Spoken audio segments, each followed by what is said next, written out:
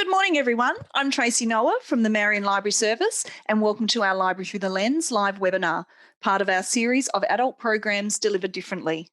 This morning, we welcome author Pauline Malkoun and illustrator Rick Sgambellone, whose children's book Sneaky Puss Goes Exploring is a delightful story about a curious cat who finds something extraordinary with each turn of the page. This morning, Pauline and Rick will talk about techniques for writers for crafting and refining their stories, the journey to publication, and tips and tricks of the trade.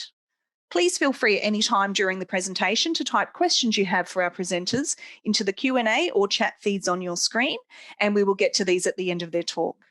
Now sit back, grab a cuppa, and please welcome our special guests, Pauline and Rick. Good morning, everyone in South Australia. Welcome from Melbourne. I'd like to introduce, on behalf of Pauline and myself, I'd like to introduce myself, Rick. I'm obviously the illustrator, and I'll pass it over to Pauline in just a moment, who will start off our presentation this morning. We hope very, very briefly that that you find the webinar very, very useful for you, with loads of tips and things that you can put into practice. Okay, so I'm just going to quickly try and hand it over to Pauline. Would you like to introduce yourself, Pauline? Thanks, Rick. Hi, I'm Pauline. I'm really excited to be here talking to you all. Look, we're by no means experts here. We have one book published. We are, in the process of getting some others done. But I think we have a little bit of perhaps wisdom to share and some things that you should look out for as you start your publishing journey. And it is an interesting journey. Thanks, Pauline. Yeah, it certainly has. Anyway, well, I'll get straight away into the PowerPoint. I'm going to now share my screen with everyone. There we go. So I'm going to share that now. Okay, Pauline, I'm going to hand it over to you first, Pauline, to cover the writing section. So if you'd like to go for it, Pauline. Can you pop it into slide share mode? So press Shift F5 or just F5. Okay, there we go. Excellent. Thanks, Rick. All right, so we're here to tell you about our picture book journey and perhaps maybe your picture book journey if you're headed that way. As Tracy said, if you have any questions, please just type them in and we will get to them at the end of our presentation. We have left plenty of time for questions. Next slide, Rick. Thanks. So it starts off with an idea. Next slide, Rick. Okay, so for me, really, there were two paths for an idea. When you have no idea where to start, so path one, I think the first thing I did really, is pick an audience that I wanted to reach. And as a high school teacher, I normally teach the kids when they got to senior high school. I teach English. And by the time they got to me, it was really a little bit late to start. I certainly couldn't teach a love of literature by the time a child was in, year 11 or year 12. And so I wanted to kind of catch them early. And that's why I picked picture books and pre-readers as my audience of choice. After that, I had decided that I wanted to tackle literacy and love of literacy, I guess, at a very young age. Picture books was the genre that really probably reached out most of them, of course, because they can't read. And then I had to look for the inspiration, and the inspiration can be anywhere. And the inspiration for Sneaky Puss actually came from one of my cats at home. And I was watching one of my cats. I'm like that crazy cat lady that you might have down the street. And this particular cat, he was very, very cheeky. He would, like Houdini, would get in and out of the house, even if we thought there was not a window or a door open. I don't know how he did it sometimes. And so that's where the idea of Sneaky Puss came about. The other pathway to an idea is really if you're already inspired. And so the second book, a book that I'm about to release shortly, is called Different is Okay. And that story, or the idea was already there. So I was actually at a family function, and one of my cousins said to me, she's a preschool teacher, and she said to me, we really need a book that helps explain neurodiversity to the other kids. And so the idea was there. And again, the audience was, we already knew they were preschoolers, and it was going to be a picture book. So they're the two ways so far that I've come to an idea for a picture book. Next slide, Rick. All right, so after you have your idea, you have your writing, the writing process. Slide, please, Rick. All right, so the first thing you probably need to consider is you need to find the time to write. I know Rick and I are both full-time teachers, so our days are pretty busy already. And so for me, it was getting up a little bit earlier than I normally would and just writing for a little bit each morning. And then after all the housework was done and dishes were done and everybody else was entertained for the evening, I would write a little bit more. So the biggest thing I need to say, I think most important thing, is that you just need to write consistently. And sometimes you'll find that writing comes really, really easily to you, and you'll just go out there, or you'll go sit at your desk, wherever it is, and you'll just write your story. And so Different Is Okay was like that. I sat down and I wrote in about 30 minutes. Once the idea was there, I knew what I wanted to do. And Sneaky Puss was a lot like that too, the initial writing anyway. And then after you've written your initial writing, and we'll talk a little bit more about editing further along, you need to go back and make sure it's the best story that you can write.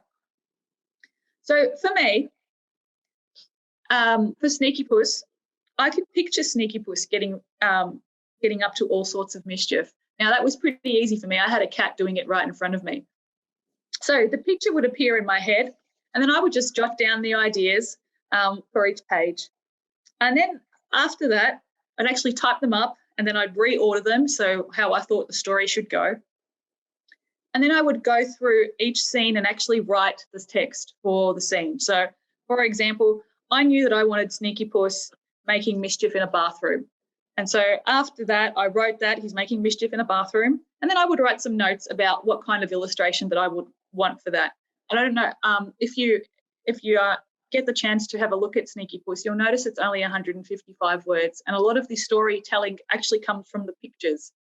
The text is just framing pictures, and Rick does a great job making the story come alive. So after I've written that basic text, I will go around and I'll go back to my text and read through it. And then I will make sure it flows, of course, as you would.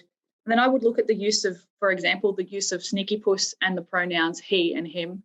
And I would make sure that we had the flowing of the pronouns appropriately. Like we cannot have 4 he's and not refer to Sneaky Puss in a row in a picture book, especially for that young audience. They kind of forget who we're talking about, and it just makes it flow nicer. Then I looked at the conjunctions connecting the story.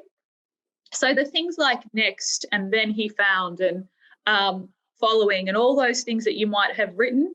I don't know if any of you are teachers of young children, but not even just young children, even year 9s and 10s do this as well, where they write, and then he did this, and then he did this, and then he did that. So I wanted to make sure there was none of that repetition of the thens like a young child would write. Of course, this is a book going out to be published, so we need to make sure we're writing well.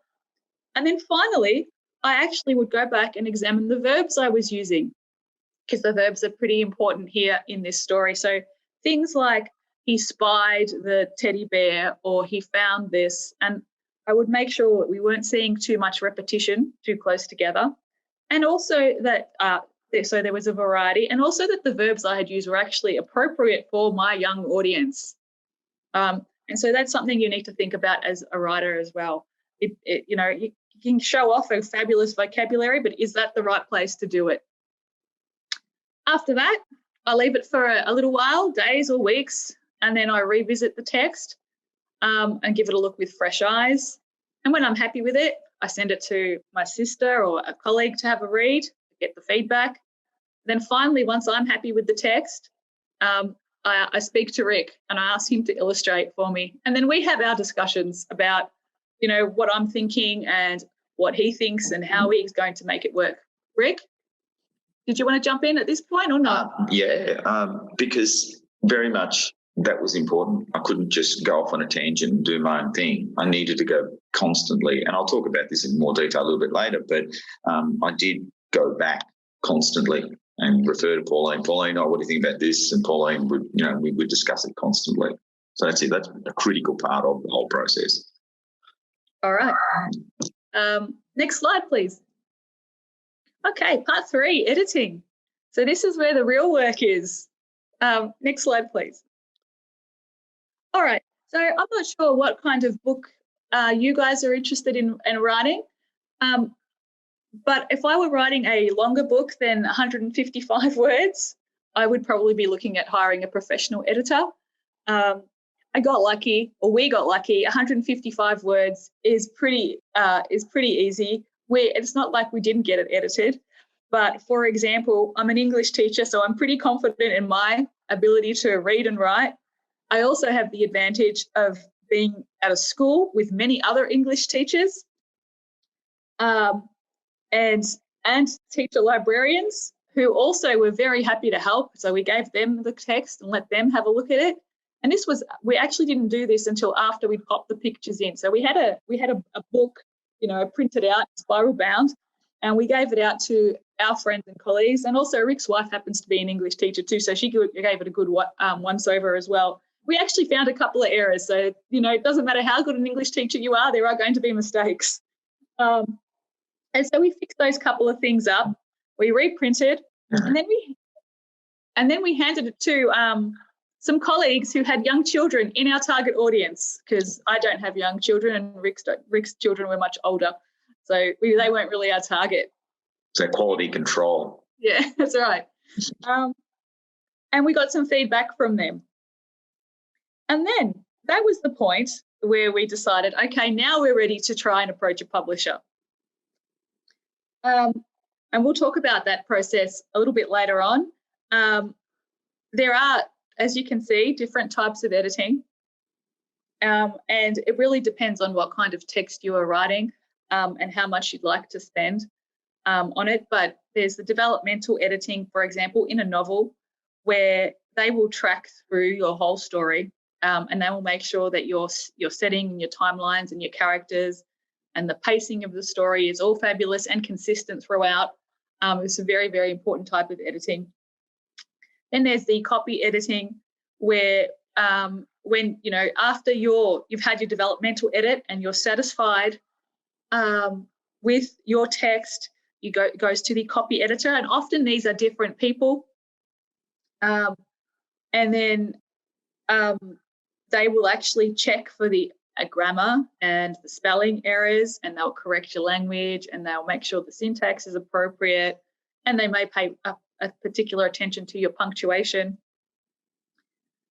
They normally will just track the changes in your, say, a Word document and explain the changes and revisions they're suggesting. Of course, as the author, you are in control and you just get to decide whether you're making those changes. With the caveat, if you are an independent publisher, you're in total control. If you are publishing with a traditional publisher, then they might have a little bit more control than you might like.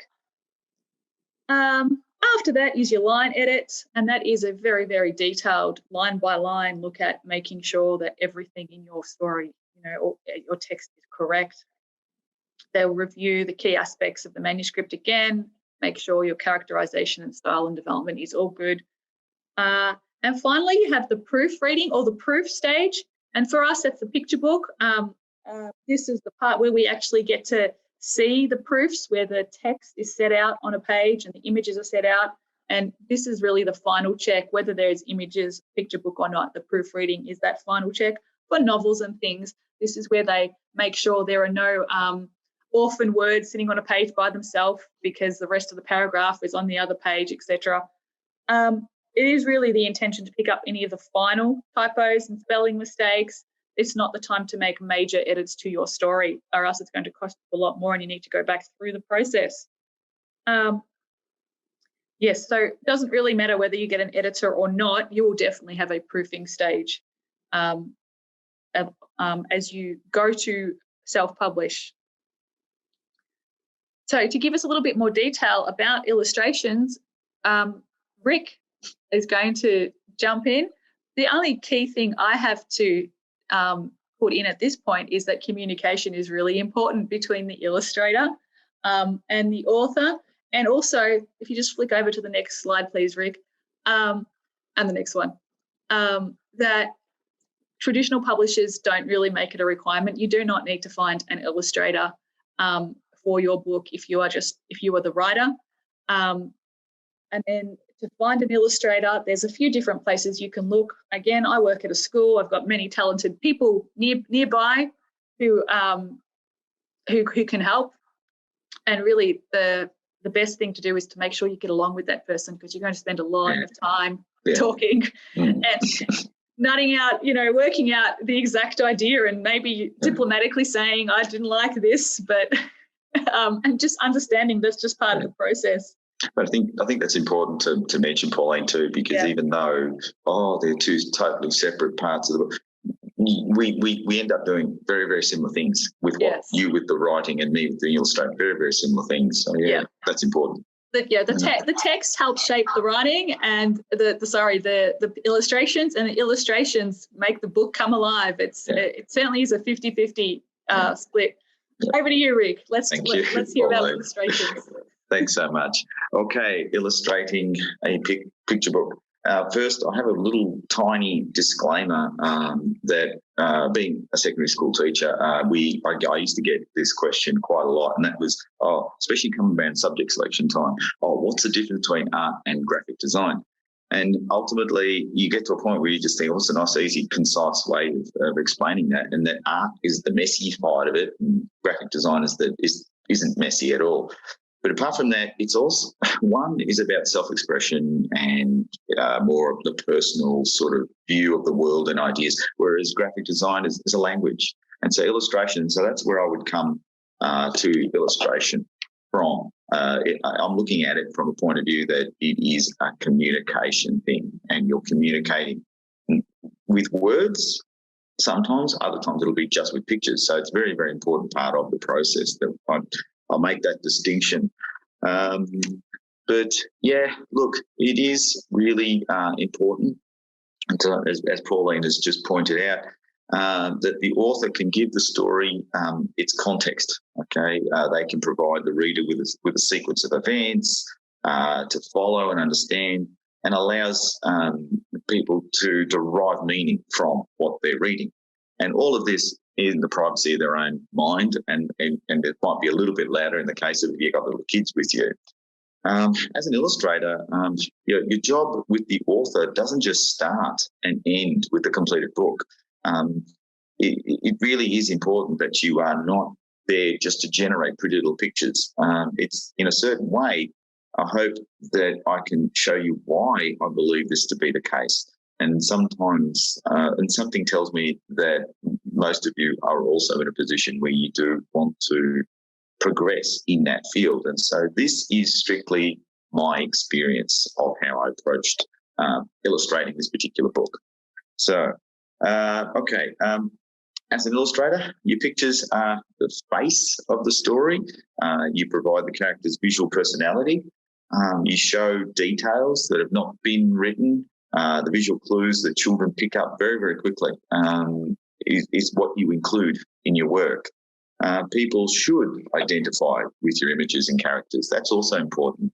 That you really need to ask yourself, how will this story be enhanced with my work? If your book is to have any place in the lives of your readers, then they need to relate to the characters in their own special way. They need to identify, for example, we used to have a fish like that when we were kids, or, geez, that cat looks like Skittles' mum, stuff like that. Those sorts of responses allow the reader to relate. Okay. See, drawing takes passion, patience, persistence in order to personify the things, animals, plants, whatever. Okay. And when I was sitting down with this particular PowerPoint, I thought, then I remembered very vividly this tiny little clip, which I'll just play with you. And I think it's pretty straightforward.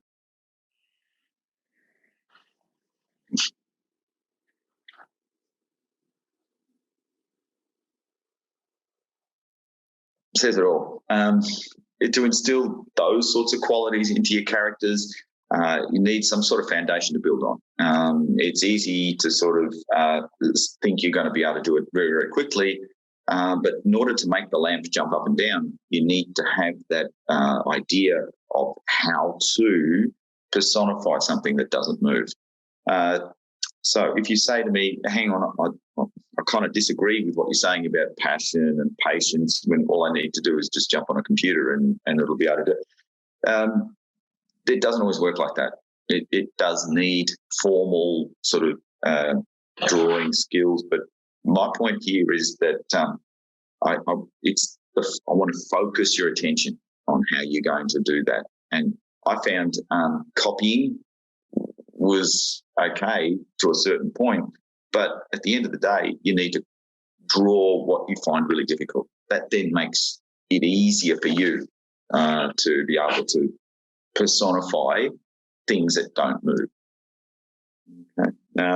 I love that video simply because it then takes, it shows you how something would move if it was alive and well.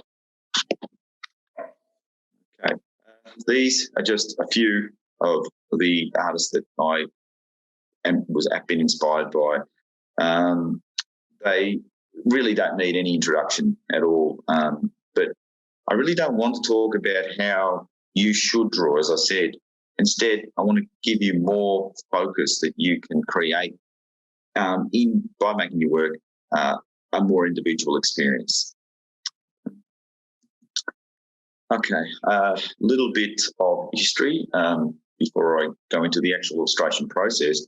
As Pauline said, we're both school teachers, and I teach mainly art and visual communication. So I spent a very, very long time as a practicing artist. I don't tend to go from one to the other.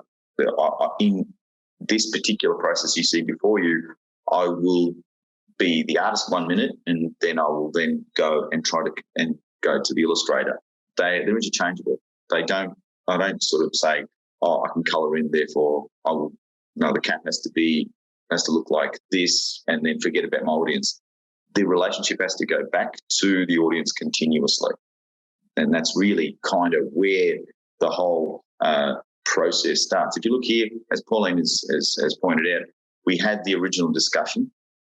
We then went to the first draft of what the cat looked like. But as we spoke, the more we spoke about the cat, it started to sort of I started to get an image in my head about what Sneaky should look like. And then eventually I went to the very first sketch in the storyboard.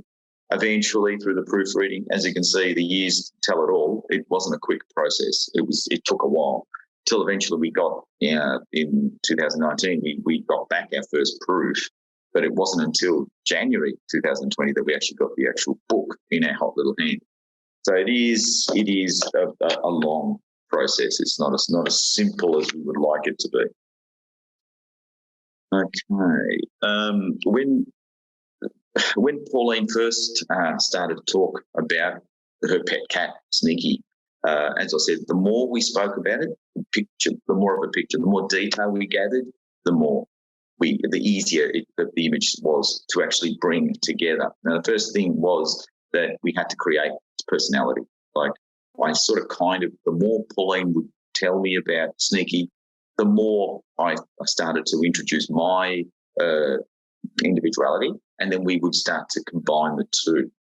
He had to be curious and a little reckless by nature. He had to be happy to be on his own occasionally, and then cheeky. He had to be cheeky and playful all at the same time. He does enjoy to have a good sleep in, don't we all? And considers himself the adventurer. Okay, again, and I'll come back to that a little bit later. Occasionally, he would walk on his hind legs, and I didn't think that would be a big deal. But when we stop and think, here's a cat that does some very human-like things, well, why limit it to just simply on all fours? So that was something that would then get up and then would start dialogue between parents and children. Another element that we wanted to develop in this story was to be able to interact with parents, interact with their children and try to teach children in a very fun sort of way how to read. And that was another really important part of the design brief that we needed to sort of look at very carefully. Okay. The joy of working with such little text gave me an enormous amount of scope. Okay, I could do lots of things. In the text, Sneaky goes into the lounge room. The first thing I thought of was what would be the most ridiculous thing that a cat could do if let loose in a lounge room with a lamp for the first time. And I thought, well, shadow puppet.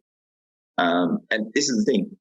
The tiger motif on the carpet kept coming back because I thought, well, here's a cat that sort of had this alter ego of being this big, wild adventurer in the middle of suburban Melbourne. And then, of course, when you look at facial expression, really a cartoon character is just a line drawing, but it's the face, the expression on the face that tells you a lot of things. Here, he's poked his head out of the box his toy box to sort of say, and that's how impulsive he is.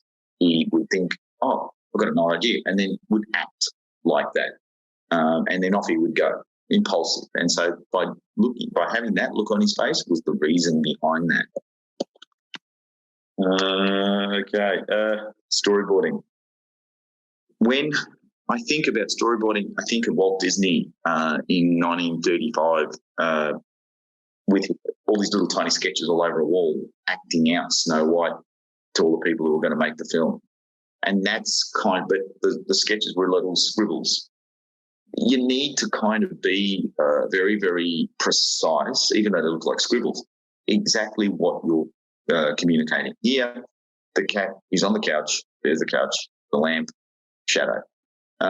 This image down the bottom where Sneaky goes into the bathroom was, I remembered, and I just thought straight away, this in the 80s, there was that toothpaste commercial in Melbourne, especially. I'm not sure if it was in South Australia, but in Melbourne, we had this commercial where you couldn't see the face of the dentist, but I copied that commercial, and there's Sneaky just in the mirror brushing his teeth.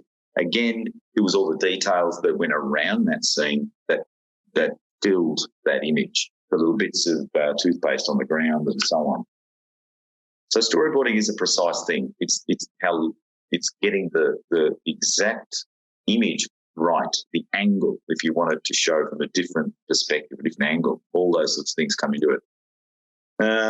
Drafting the first sketches.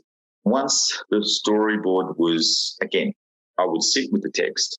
I would read it over and over again. I would then look for small little clues. Verbs are a great place to start, but even action that's happening. In this particular image, there's not a great deal happening. He came across an open door and decided to stop, have a look. So that was what he was doing, right? What's in there? He thought. So then as he thinks, I put a thought bubble in. But in the image that we ended up using in the book, the thought bubble would have just looked ridiculous. So I dropped that. But because he's poking his head around the door that's open, you see this dark, mysterious room. You see the bowl that shows time has passed. He's had his breakfast. He's got out of bed. And so there's a whole lot going on. There's the tiger on the wall again. You know, is he brave enough to go into that room? What's going to happen? You know, and all that happens with that very, very short 2 sentences. Okay. Right. Okay. Now, okay. Working in the study was the original drawing. Refining. Refining, you can see it's not so much how perfect the drawing is, it's more moving things around. Here, I knew the book was going to be right in the foreground. I knew the cat was going to hide behind the big table, but it was the little things that I would put on the table that sort of gave us that impression that something has happened.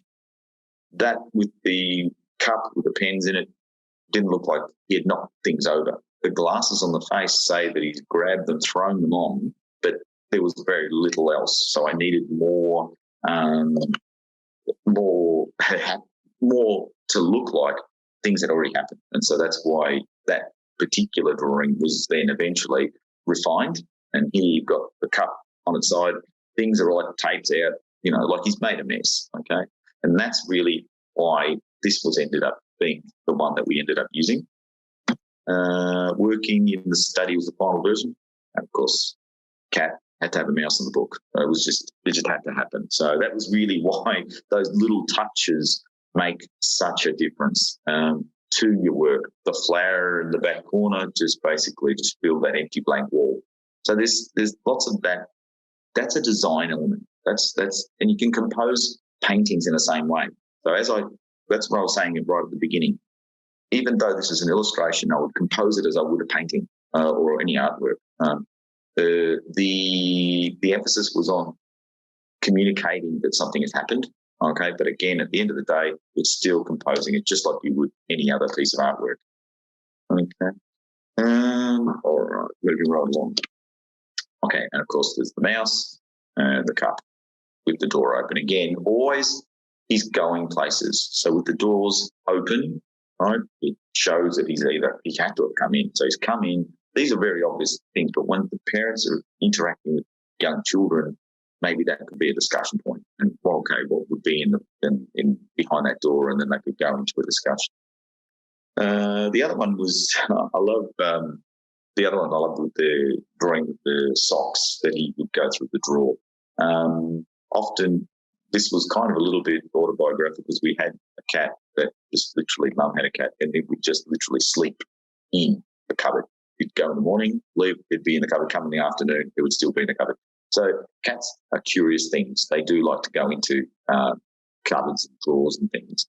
So here what I did was wanted to show how totally over the top it can get. So he's thrown all these socks all over the place and tried to use, but introducing the teddy bear in the back is the only non-animated object is just sitting on the bed, whereas Sneaky is the only thing that keeps the focus, and he's actually showing everything going crazy. So that was the whole point of this, where the socks become decorative. Okay.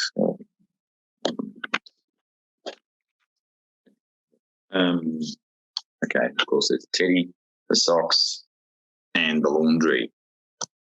Now, this was the image that I had the most fun with. I knew when he would get into the laundry that he would get into the laundry and would just go nuts. Would just go crazy. The bubbles coming out of the washing machine was probably the beginning, and then I thought, well, they look like suds, but I needed more bubbles. And so the biggest problem with this one was with Photoshop, because I use Photoshop for a lot of things, how do I make something look transparent? So what I did was and this is often the case when you're using technology, you got to work out how to do something, and you can look up how to do it. But I used Photoshop a little bit, and what I did was I would print or paint a grey ball where I wanted it, different sizes. Then I would actually rub out the middle part of the ball so it would look transparent, and then add the shines. And that was really my proudest moment. I was so chuffed when this particular drawing had been finished, because it just looked amazing. Even down the bottom, the reflection of the water in the bucket, those little things I could not physically get with any other medium, pencil or anything. You could, but I just found it so much more realistic getting it with Photoshop. Even the bottles, I had to be very careful not to use particular brands of dishwashing liquid or soap suds or whatever, because you had copyright issues. So here I just had to make them look not like soft drink bottles. I had to make them look like laundry liquid type bottles. Okay. So as you can see, the bubbles were my proudest moment. But yeah, Photoshop revolutionised my drawing and my illustration completely. I used to draw a lot of things. I did a lot of other illustration work, which just took months and months and months, and it just did not take, and it was such a laborious task. This allowed me to work much, much faster. I was able to generate a drawing in about a quarter of the time compared to what I would have to do it if I had to do it with real paint. Okay. And our final proof, yes. I mentioned graphic design because it's something that is really handy to have as an illustrator. If you've had a bit of experience in graphic, I've been teaching graphic design for a long, long time. So things like your front covers, for example, you will get publishers saying to you, this is probably good to move over here. In this situation, because we had known Sneaky Puss so well, I thought, wow, and the tail in the S shape was an accident. It just really just happened that way. I'd drawn the cat and I thought, wow, oh, that looks like an S. So if your focus is on those little subtle visual things, that's what I mean. That's where your individuality comes out. In this case, we started to use the S for Sneaky Puss quite often, and it sort of seemed to work. The footprints he's exploring. It's not rocket science. It's not terribly difficult. The blue lines in the background, only because if orange and blue are complementary colours. That wasn't again, I'm going to push that. It wasn't rocket science. It wasn't like I had to go and consult some professional on how to do that. That was just the way I made Sneaky Puss stand out. All I did was Photoshop, copy the word Sneaky Puss, okay, and then copy it and make a shadow. It was that simple. Again, on the back cover, you usually don't want to retell the story of your covers. Okay, so the front, you still don't know what might happen in this book. On the back cover, it's finished. It's over. That's the back of Sneaky Puss. Thanks a lot. He's off just planning his next adventure. The bowl is there empty for the next time. So the footprints are leading him off in another direction. And it's very, very simple. You've got to leave a bit of room for the blurb. There you got Nightingale Books, who was our publisher at the time, and of course various other barcodes and various things like that, the ISBN number and so on. So that's your cover. Okay, but again, it's not something. I'm not saying that if you're going to do an adult book that you would approach it this way. Everyone's slightly different. But again, it's having that. Just jump in. Yep. Just one thing. Rick is an artist as well as being a teacher. So for him to sell, certainly from my perspective, I would never have been able to design that cover. That is not my skill set. I'm a writer. So, if you have the gift of being visual as well, go ahead and design your own covers or find someone who can do it for you. I think it's really important not to undervalue this skill set that Rick brings. There was no way I could have I wrote the book. I wouldn't have been able to design a cover as effectively without him. So, yeah, I just wanted to point that out. There is an impressive skill set there that it doesn't come naturally to all of us. True. And again, because I'm talking about my perspective on this, I don't imagine everyone to do exactly the same thing. That's also important to point out. But yeah, look, it is something that takes, and again, I don't want to say, if you do this, this, and this, you'll be able to publish and be an illustrator in a matter of 20 minutes. It takes a long time. That's why I said patience, persistence, make mistakes. I'll talk about that a little bit later. But yeah, this is what it is. It's a continuous thing. All right, so the covers. Yeah, there we go. Drawing. Really, and thank you, Pauline, because that's exactly what I was going to talk about next, because these are the sorts of things that, as well as I keep my pencils and my compasses and my rubber all in my little toolbox, I keep these things too. I don't forget this because I've been drawing since I was 11, and that's a long time. And today you could easily say, you've got to draw for 100 years and you'll be fine. No, there are people that are naturally.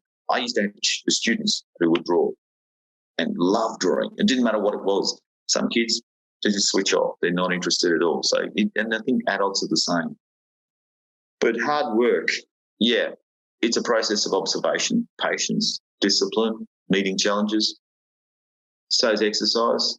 so's riding a bike, so's learning any other skill. Okay, it's a skill.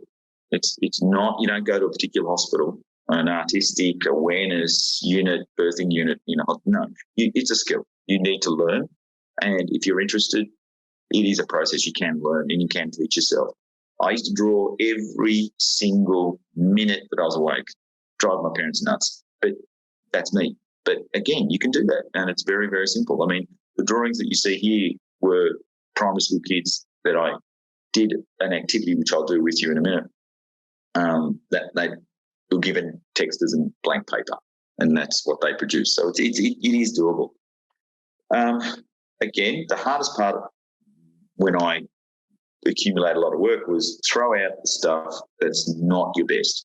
Don't keep your worst work because you just want to think, I'll see, I told you I'm no good at drawing. Keep the best stuff, and it's there. You keep the stuff that you really, really like. Be brutally honest with yourself. Don't tell yourself little white lies. Oh, look, I did try my best. It's the best I can do. Be honest with yourself. Keep up to date with sketchbooks. I still have sketchbooks I started in 1982. So, you keep your sketchbooks because there's full of stuff there that you may not use immediately, but you might use somewhere along the track. And I remember that, and you pull it out. I would draw every single minute, like I said, and research has got to excite you. For this book here, I immediately went Google and discovered, we know a lot of things about cats. Pauline, I would just say, Pauline, what about this? Does this work out? And then she would say, no, Rick, what are you doing? Or, yeah, that's a great idea, And this is what it was about. Research has got to excite you. It's got to consist of what catches your eye and sparks that excitement in you. Okay, it has to do that. And the big one, you got to make and learn from all your mistakes. You make mistakes, of course, but you learn to, I'm not going to do that again, rather than learn defeat. And this is how it is. I wish I could say there's another way around it, but no. And that's my drawing. That's how I keep those with me all the time. Very basic drawing practice. You'll notice I don't say go grab a pencil and a bit of paper because you can draw with anything. Seriously, you can draw with on a bus, on a tram, on the way home from work. It doesn't matter. You don't have to have a studio space. So draw what you find difficult, okay? In time, this will become less so, okay? And I couldn't believe it. The first time I drew Superman with his cape that looked like a cape, I thought, right, that's it. I'm ready for the exhibition. And I thought, yeah, that's it. In stages, okay? So learn as much as you can before you call it your style, before you're ready to announce to the National Gallery that you're going to have a retrospective. You really need to learn as much as you can. I'm still learning. I haven't stopped learning, okay? It's not something that, yep, that's it. I'm an artist now. It doesn't work like that. Find your own way of working without becoming too comfortable. You don't want to say, I only draw fruit. That's it. No, it's not. There's no point in that. You've got to learn to find your own way of working. And I remember I used to thought, well, I needed to have a very large studio space because that would make a real artist out of me. These are sort of the misdemeanors that we sort of tell ourselves, but it's not really the case at all. Challenge yourself. Eventually, you begin to find things that grab your attention. Imagination, we've all got it. It might sit at the back of your skull and get fat and lazy, but again, it's there. It's not like you don't have it. Use everything to make your drawing develop. Okay, tools, media, different paper, construction line, anything that will help your drawing will do that. Okay. Look. Okay.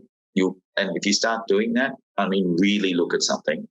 You'll notice things that you pick up that not everyone will notice, and that makes your work just so much more richer as a result. Make mistakes. I said that. I can't push that enough. I tell kids, yeah, muck it up. And they look at me strange, but it's true. And that way they get better. I watch how artists draw, not just the end result. We all go into the gallery. We all get up to a Van Gogh and we get up real close to it. The security get a bit freaked out. But you need to know how. I remember seeing a painting that he had done that wasn't finished. And that taught me more about his painting than seeing the sunflowers. Okay, so it's really important to do that. And then just go and do it. As simple as that. The more you do, the better. Okay. Now, this is I'm going to treat you as exactly like my primary school kids. Okay. And so what I would do is I'd say, okay, I'll put this on the board, and they would look at the big whiteboard, and I said, well, let's draw a face. And they would, before I get them to actually do it, I'd say, well, what is the first thing that we need to do? And like, you've got to do the smile, you've got to do. Well, in fact, what I do is 2 dots, and that's it. Suddenly, it's a face. You know what I mean? And this is what's important about expression. Okay, yeah, it's not a face that's doing anything, but as soon as you put the shines on it, it suddenly makes it a bit more interesting. Then we put a smile, or a kind of a smile. How you draw that line, there's no rules or regulations governing how you draw the line. You just draw the line. And then you go from there.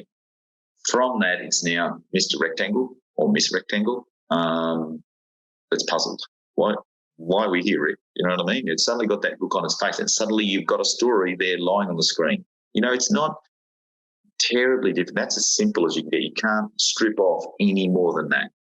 And that then becomes the basis of something. Of course, there's more to it.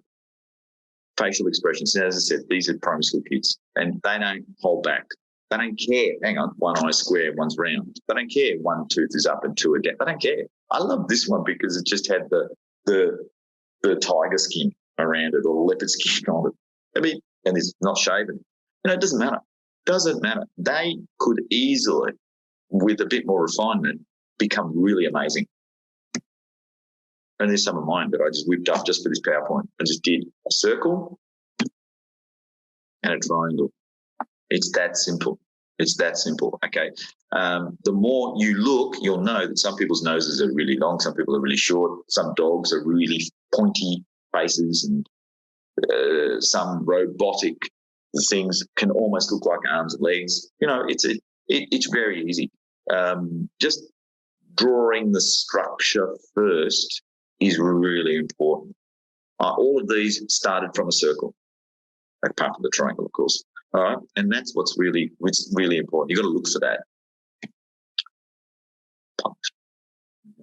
Pauline? All right, thanks, Rick. There was great insight into illustrating. So our publishing process. Next slide, please, Rick. All right, so looking for a traditional publisher. Now, just let's give you a warning. This is hard work. Traditional publishers, there are quite a few around. And you really need to be prepared for rejection and just being ignored and being really patient. So for us, I found a list of every Australian publisher who did children's books, and I reached out to every single publisher in the country who was publishing in our genre.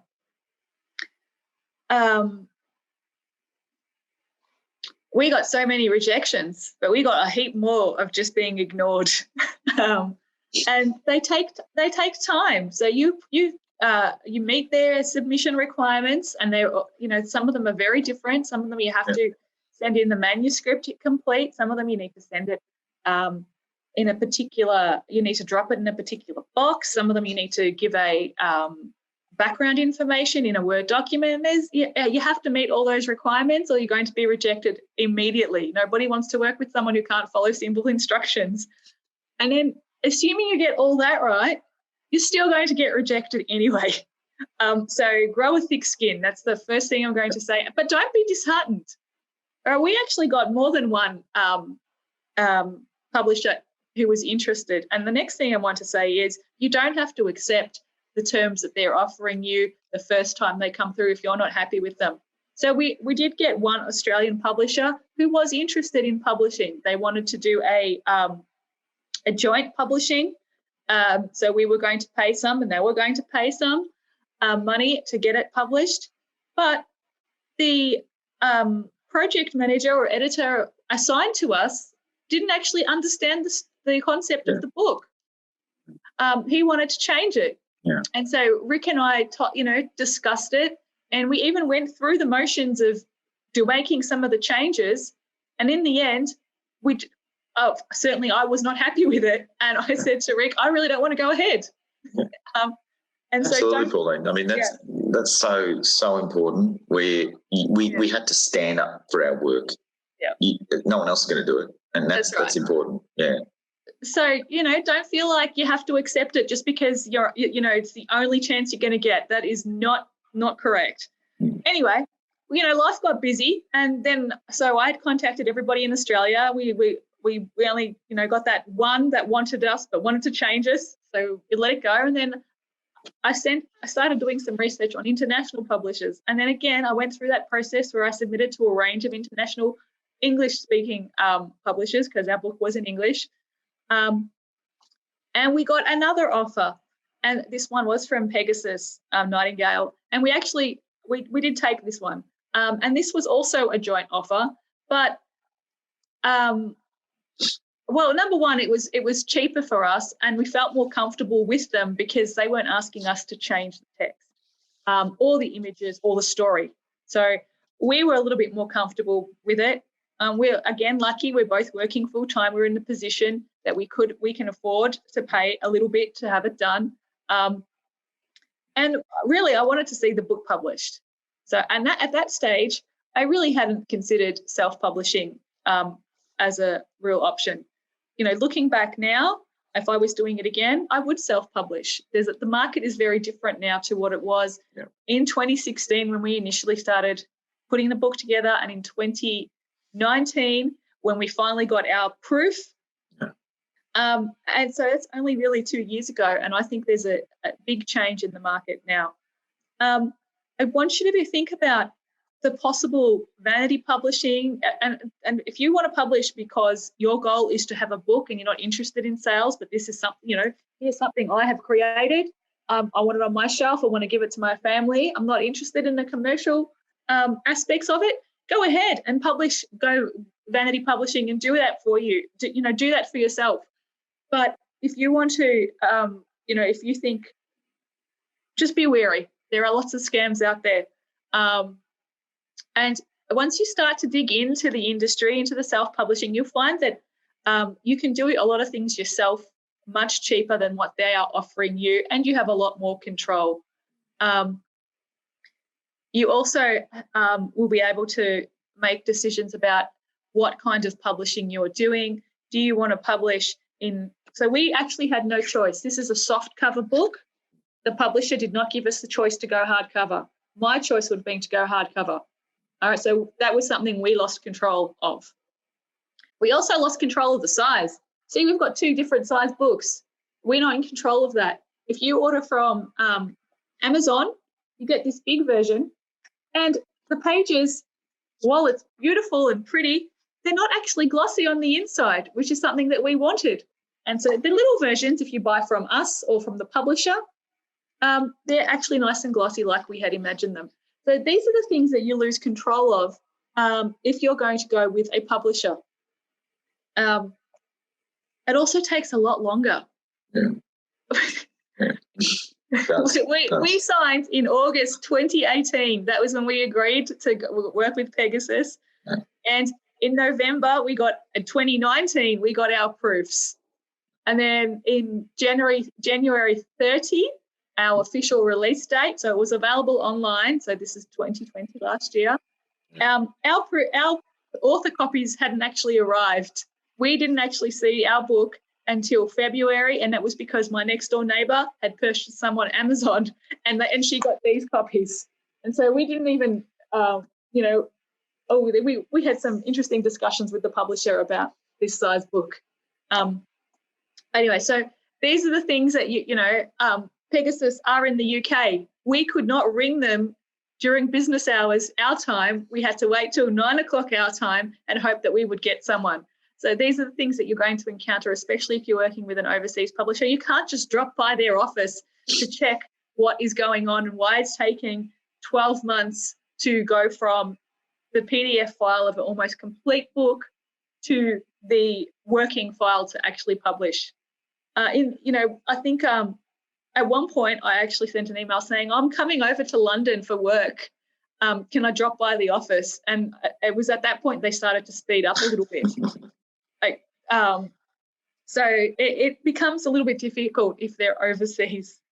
I want to talk about the fact that self-publishing has lost much of the negative stigma, but in the same breath, if you want to publish a book yourself, you need to present a book which looks just like a traditionally published book, and it has to have all the editing processes a traditionally published book was. You cannot I certainly would not be happy submitting something for people to buy with spelling mistakes all the way through.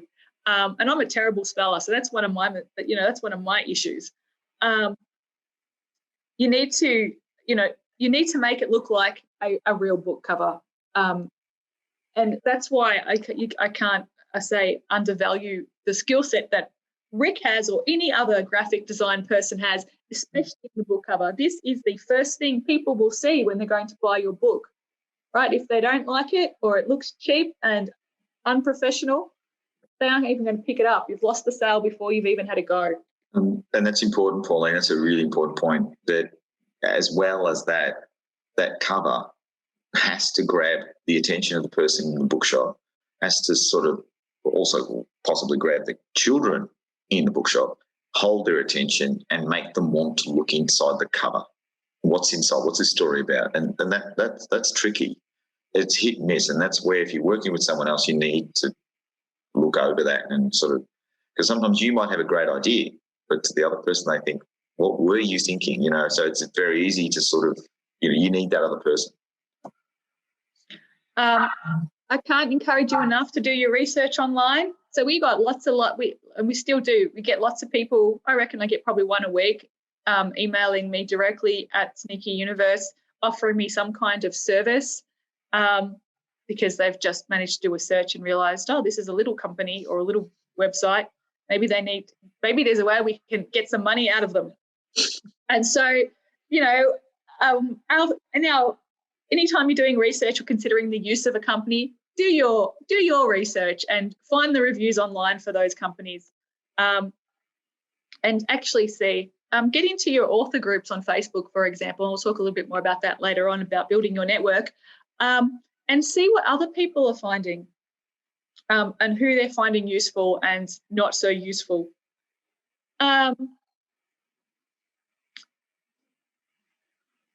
There are lots of self-publishing options out there, and although we haven't quite headed in that direction, we certainly are with I'm headed that way. Rick and I, actually, this is our only book we're publishing together. But I just as a personal choice that we've decided that it might be better for us.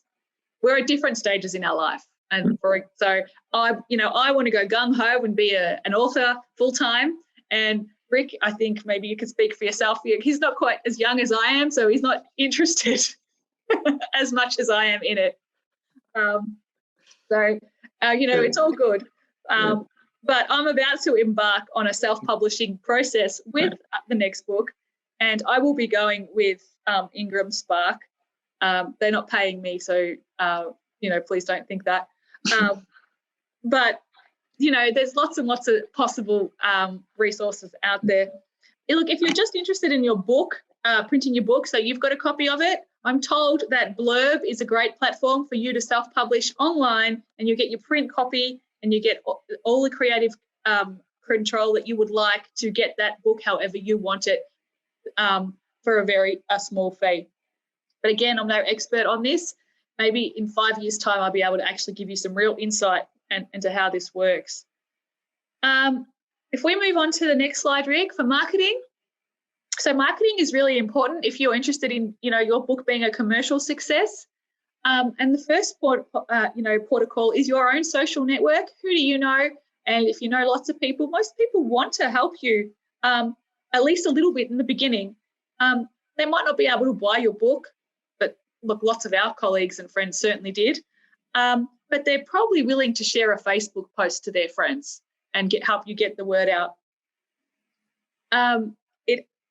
It's really important that you have an author webpage. Now, Rick and I, because we're a team, we actually went a different way, because your author webpage is normally your brand as an author. And because we were a team, we did not want a separate author webpage. So we actually branded with Sneaky Puss, and our webpage is sneakyuniverse.com. And Sneaky is the focus of our brand. And so if you're going out on your own, I'm told that the best thing to do is to have your own webpage. So, paulinemalkoun.com would be mine, and that is actually coming up shortly. Or if you can't get your own name, if you have a name that lots of people have, you might just add author to it. And that is an important part of your marketing, especially if you happen to be writing non-fiction texts, because you become that expert in that area. Your social media is a great cost-effective way to advertise and to bring about awareness. We've used lots and lots of Facebook, marketing. I've just, perhaps belatedly discovered Instagram, and that works well for pictures. Your traditional media is really, really hard to come by. I have contacted every traditional media outlet, so in Victoria and nationally, and you get some bites, you get, ABC have contacted us twice now, and twice they've left it. So we'd love to get onto the ABC radio, but we're not there yet. Maybe they're still coming. The other thing that I'm told works really well, depending on your brand as an individual author, is to make an email list where you can contact your readers directly. And again, that's something that we haven't built that, but that'd be something that we'd be looking to explore. And of course, the core part of your marketing is your marketing materials. And of course, now Rick can tell us about those things, because we get to use Sneaky Puss in a very, diverse range of ways. Rick, tell us about the graphic design aspects of marketing. Okay, so thank you, Pauline. So now take the artist hat off and put the designer hat on. And what we did, and I have to explain that being able to be open to inspiration, it doesn't tap you on the shoulder and say, I'm a good idea, here I am. It doesn't work like that. Sometimes you might have to look at something and get a bit of an idea. The cat you see on the left of screen was basically, the idea came from seeing a plastic bag with writing on it, scrunched up, worked that out. And I saw that shape, and I thought, wow, yeah, of course. And so then it reminded me of some graphic design that I've seen elsewhere. And I thought, yeah, that reminds me. And so that's basically what became Sneaky Puss, the logo. And then things like certificates for things that, you might, and again, you can start by looking at certain things. In this case, the font had to sort of have that classical sort of certificate sort of look, but that's for a mature sort of audience. I mean, if you wanted it for little kids, it would look totally different again. So again, graphic design is something that you should keep nestled close by, that you can keep and access, because it's very, very useful. I mean, I talk to people quite a lot about, they say, I've got to design a symbol or a logo. And I said, it's going to cost you a lot of money to get the same thing. That took a great deal of sit there and fiddle around and draw and stuff. But again, that's something that you can do. Okay.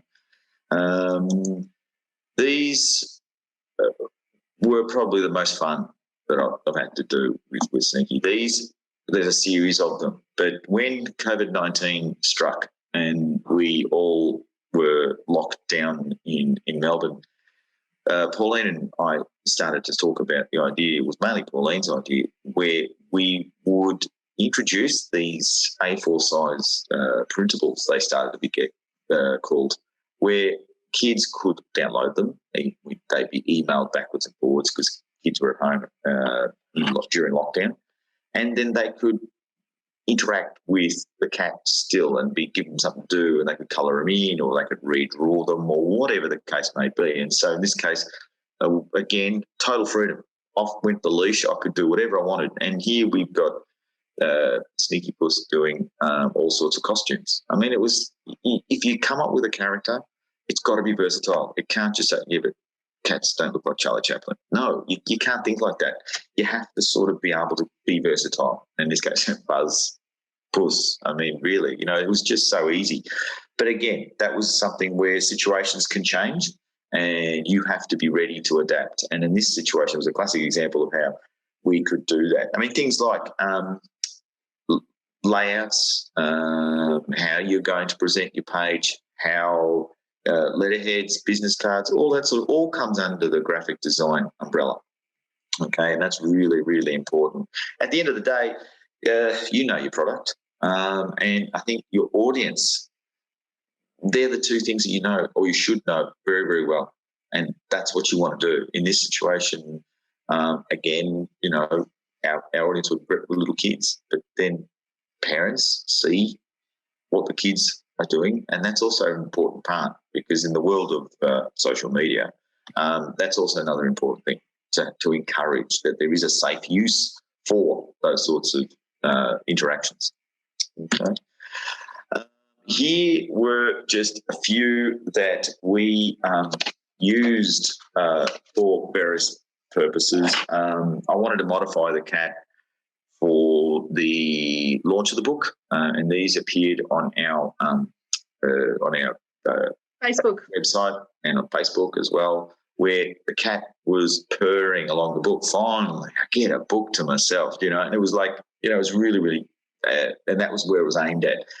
Having to redraw the cat, interacting with the book, again, those little touches make the character just alive and far more approachable and more sort of, and the relationship between you and your audience is there still, because then you're constantly not just mass producing the same pictures from the book over and over again, that each one shows you've taken time to approach the audience and you're interacting with them.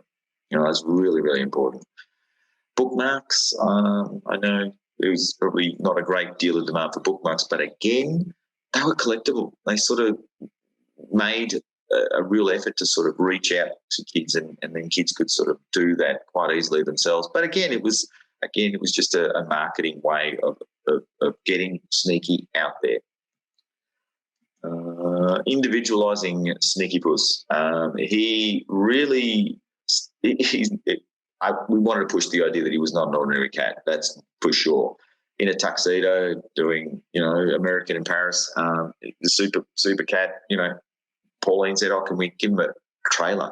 And that was his trailer. And I imagined him in his little red car zipping around Australia, doing the Sneaky Puss tour of Australia. It was lots of different things you can do. Our book launch was at Pet Barn here in Melbourne, where they were very, very gracious in allowing us to set up a little book reading, artist drawing, all that sort of stuff, and the book launch. And we got a lot of people. I mean, it was in the middle of the height of COVID-19, which was a bit difficult, but again, we were able to get. And if you can get into a business like that, and if your book gets published and you're out there, that's a good thing to do. It sort of shows the human face of what you're trying to do. Mm-hmm. And again, back to the adapting things for different purposes. So here was a story time with Sneaky Puss, and so we wanted to do the Swagman Puss because he was sort of able to do different situations in the adventure part. But again, it just, these posters can go out as part of on your website, and you can actually then approach different people, and it looks really great for you to sort of have that visual part of your work out there. Mm. Yep. The launch and beyond, Pauline. Thanks. So just one other thing about emails, we actually wouldn't be here today without me having not, I sent an email to every council library in the country. And as a result of that, we've had quite a few bites all over the country. And we've done what Rick showed you, we did story time with Sneaky Puss, but Marion asked us to do a different kind of presentation, and this is what we're doing today. Yeah. So your emails, even if you don't have an email list, there are always people that or organisations you can reach out to which might be interested. Just be prepared for that rejection. All they can do is say no, and you just pick yourself up and try again and email the next lot. All right, as for our launch, as Rick said, our next slide, please, Rick. Our launch was at Pet Barn in Preston.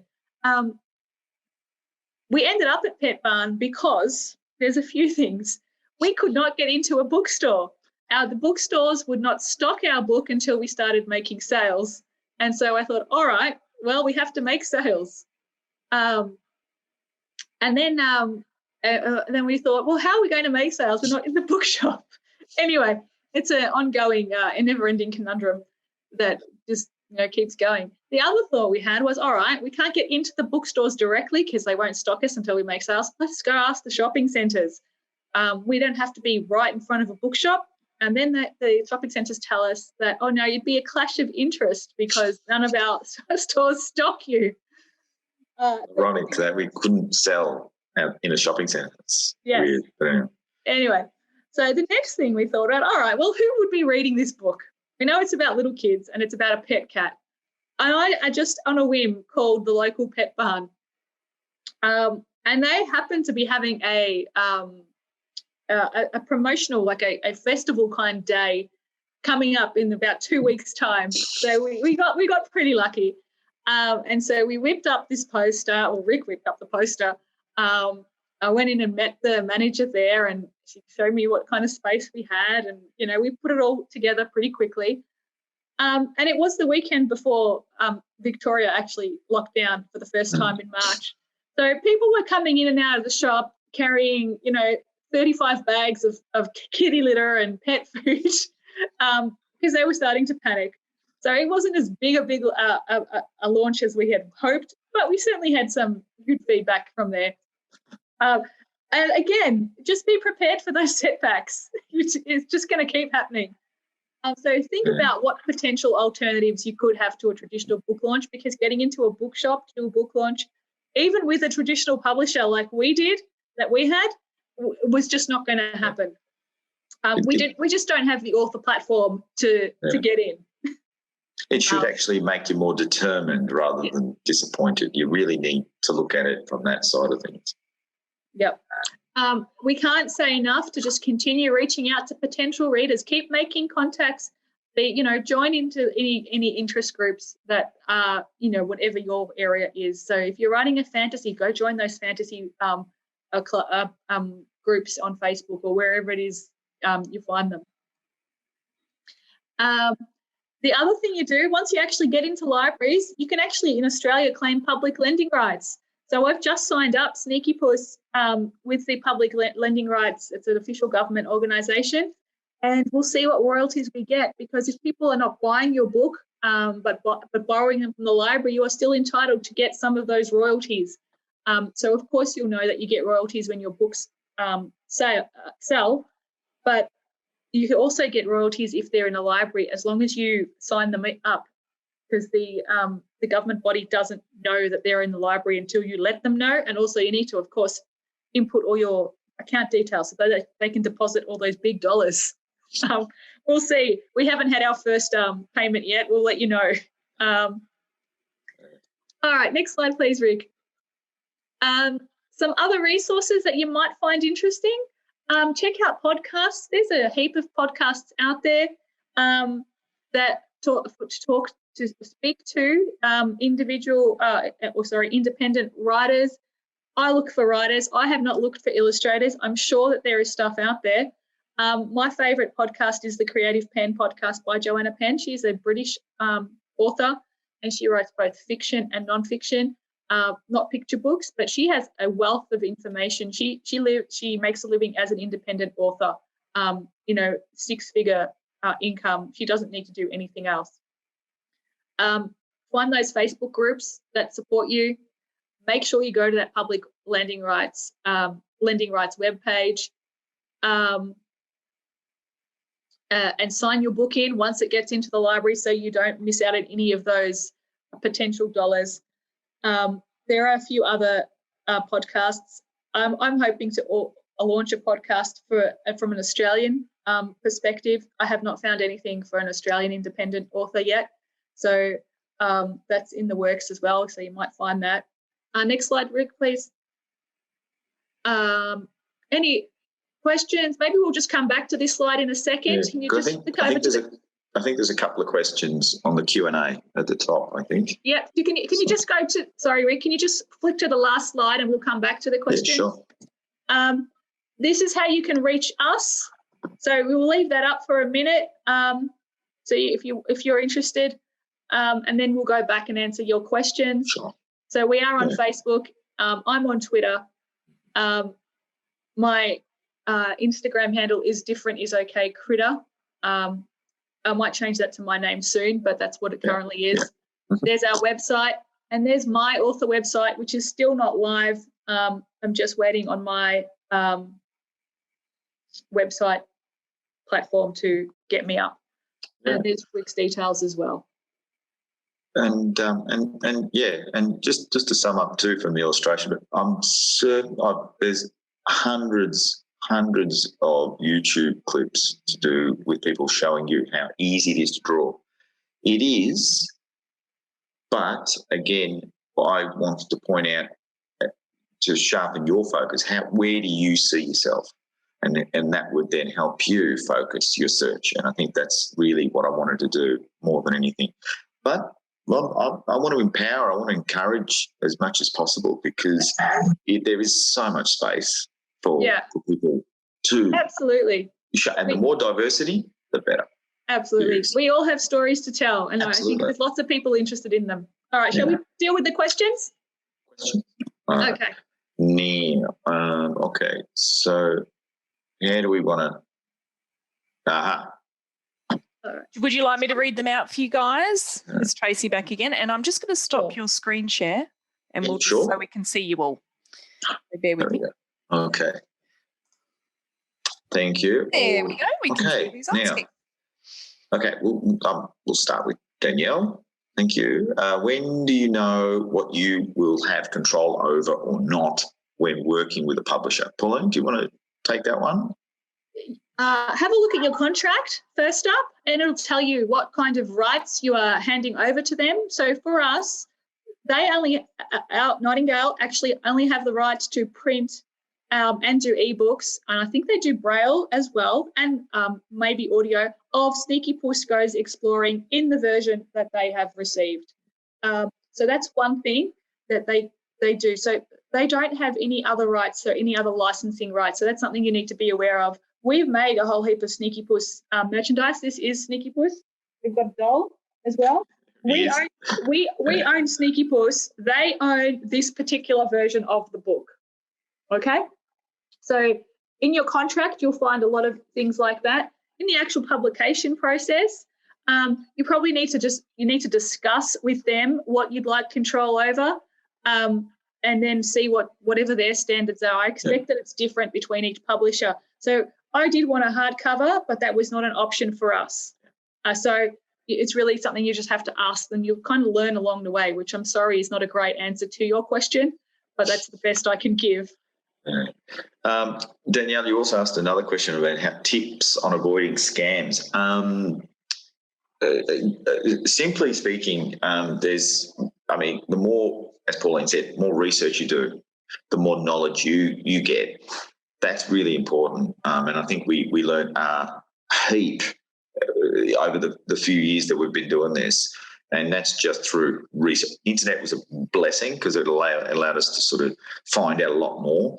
But with regards to individual jobs, for example, sometimes you can sort of be very easily decide, that's a great idea, I'm going to go and do this piece of work or whatever. Trust your own instincts. If you feel in some way that it's not quite for you, then you would obviously go and do more research and then try. And I think that's really all you can do. When we signed with Pegasus, that was the first contract I'd ever signed in my life. But again, we read over it, and then, continuously. And I think those are the only things that you can really do. And we had no idea what was going to happen later. But again, the more research you do yourself online, as Pauline has done and shown, is the best. That's the best thing to do. Of course, you can seek the help of a professional. My brother is a solicitor, so he had a good look at the contract we were signing, and because we were new to publishing, we didn't really know what to look out for. So you seek your advice from your professional, whatever it happens to be. The other thing you can do is, if once you're a part of those networks, so those author networks, go in there and ask them. There are so many people out there who already have been through the process. They are more than happy to help. I've gone onto those websites and sometimes, those Facebook groups, and I've asked a question. I get a great range of answers. And then, again, do your research. And if it doesn't feel right in your gut, don't do it. Absolutely. I mean, I was doing a illustration job, and I started it. It didn't give me any space at all to branch out and put any individual slant or things. Now, that's totally different. That's got nothing to do with legal. But again, it makes things very difficult. The other thing I was going to say for illustration mainly, Copyright Council, it's really a really great resource to get in contact with them, and they're Australia-wide, and it's really good to sort of refer to exactly what is covered by copyright and what isn't, because as soon as you're talking about intellectual sort of work, and so that being the case, as soon as you draw something, you have copyright of it instantly. But the thing is, using inspiration, drawing from other sources is where it can get a bit grey, if you know what I mean. Kathy, there's Kathy Grotti. You did say who you were, but there was no question. Kathy's popped a comment just in the chat feed, which is separate from the Q&A. So she just says how much she's enjoyed it. And she's very grateful for such practical insights and applications on how to overcome difficulties. So, thank you. Thank you very much, Kathy. You're welcome. And just you were mentioning those resources. There's also the Children's Book Council of Australia, and there is a South Australian branch. I do believe they're a great help to illustrators and children's book authors as well. That's good. Yeah. But there are a couple of big organisations as well for authors. There's the Writers Alliance and all sorts of things. Most of them come with a fee, and so you need to decide how much money or how much time you want to spend on this, especially if it's not your full-time job, or maybe it's just an interest or hobby you have. And there are heaps of free resources as well. Just keep looking. There's heaps of stuff out there. Wonderful. Excellent. Well, I don't think we have any more questions there, do we, Rick, in the question feed? No, we don't. Any either. Excellent. I think you've covered everything today. So I'll ask a question, though, quickly, because I was looking at your gorgeous Sneaky Puss plush toys, etc., on your website as you were talking. Does that imply that this is going to be a series, that there'll be a series of Sneaky Puss books coming out? And if you are going to bring out a series, are you going to go with Pegasus again, or will you self-publish this time so that you have a bit more control over your finished product? There is going to be a series. Rick has decided, as we said before, that he won't be illustrating, so I'm looking for an illustrator, and we won't be going with Pegasus. They spent way too long. I don't want to suggest that let's just say that the experience on our end was not pleasant. There you go, Pauline. Kathy's just come back with she knows an illustrator. Thank you very much. Thank you. But I think also the reason from the discussions that we've had with Pauline, I think she wants to go more self-publishing just because you got more control. Absolutely. You can sort of, you've got more control of what you do rather than leave it off to someone you've never met. It's very difficult. I mean, with a publisher, you need to have a relationship, and I think it's far better to sort of, if you know your product inside out, then it's much easier to sort of self-publish. And I think that's where the future's going too, with a lot of people. And the relationship we had with Pegasus, I just felt we weren't being treated they weren't doing what they needed to do, essentially. Our first lot of books ended up in Austria instead of Australia. Let's go with that. That's Well, they got the AUST bit right at the beginning. That's right. So we're perhaps not as confident in them as they would like us to be, but actions speak louder than words, I guess. So, but yeah, I mean, in terms of the series, when we sort of started talking about Sneaky, we were very excited. I mean, Sneaky, it was just landed in our laps, and it was just he was just an amazing character, and so he will continue, certainly. I mean, I may not illustrate the other books, but certainly he's a series is doable. It's certainly in the cards, most definitely. Yeah, excellent. He may be the next Harry McClary. Well, fingers crossed. Yeah, Scarface Claw is the cat in that series. So, and I think I'll make sure I pop on and print out some of the lovely printables, and we'll pop those out in our library next week. Absolutely, that's for kids to take home. Fabulous, that's for everybody. There's a question here that says, "Do you want to mention legal deposit?" Now, I'm actually unfamiliar with that. Well, I don't know what that is referring to, so I can't comment about it at all. But sure, so. I'm going to Google that later on. Yeah. Thank you, Caroline. So if there is something that you are unfamiliar with, go ahead and Google and ask those questions. Yeah. We did not put a deposit in the sense that of the we came to an agreement on our contract that we were going to contribute this much and they were going to contribute this much, and these are the services they were going to provide for us. So it was just a service transaction with Pegasus. They, as far as I'm concerned, did not meet their part of the service, which is why we're not going back. Yeah. Fair enough. No, fair enough. Oh, look, that's fantastic. I mean, getting this amount of discussion going, that's wonderful. Yeah. That's really, that's what I hoped would happen. That's fantastic. Yeah. Excellent. We love to try and help support the budding authors in our community. And where can we buy Sneaky Puss? Online or from your directly from your website, obviously? Yeah, Sneaky Puss is available everywhere you can buy books, as well as on our website. If you're buying from us directly, you get a signed copy. Awesome. And I'll check that we do have your books in our libraries. And if we don't, which I'm sure we do, we'll purchase some. And I'll go and borrow them 1,000,000 times so you can get lots of money from your public lending rights. Thanks very much. Thanks very much. Excellent. Well, thank you so much, Pauline and Rick, for joining us all the way from Melbourne this morning and for sharing your wonderful advice and tips to the writers and illustrators that have joined us today. Please keep following the Marion Library's Facebook page, City of Marion website, and check your inbox to be kept up to date on all of the upcoming Library Through the Lens presentations and workshops.